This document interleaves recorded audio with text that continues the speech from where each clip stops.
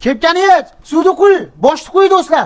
Adlashyapman do'stlar. Nimagadir boshimni kal qilib yuborgandan beri nimagadir aqlim, miyalarim zo'r ishlab ketyapti do'stlar. Qaranglar, sizlarga shundan qancha joy topib berdimki, bepulga deyapti, yog' beraman deyapti. Men ko'rib turgan Divino yog'larini mutlaqo bepulga Jam hafta dedi akamiz berib yuboraman deyapti. Bitta bu bas, ikkita deyaptilar. O'zimizning akaxonning profillariga ham o'tib obuna bo'lib qo'ysanglar, undan tashqari profillarga video qo'yganlar. Mana shunaqa yog'ni yana mutlaqo bepulga beraman deyapti. Narx 2 dona yog'ni mutlaqo bepulga beraman deyaptilar. Undan tashqari yog'ni yutalmagan obunachilarga deyapti, narx skidka qo'raman deyapti. Akaxon qarang, mana obunasiga nechi puldan qilib berasiz yog'ni aka? Xohlagan yog'ingizni zo'r narxlarda skidka qilib beramiz. Aka, mana shu yog'ni nechi pul qilib berasiz aka litrini? 135 ming, 140 ming sotilayotgan moyimizni 90 ming so'mdan qo'yib beramiz. Do'stlar bunaqa so'magan. Bunisi nechi pul?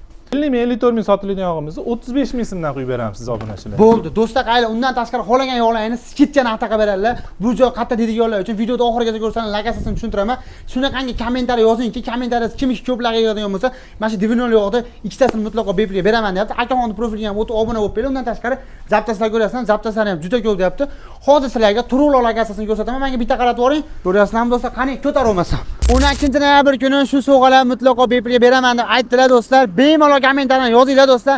Bu joyda manzilga keladigan bo'lsa, Kirgiyda bilasizlar, Pelikandan chiqqanlaringda, to'g'ri kelganlaringda, chap qo'llaringda keladi.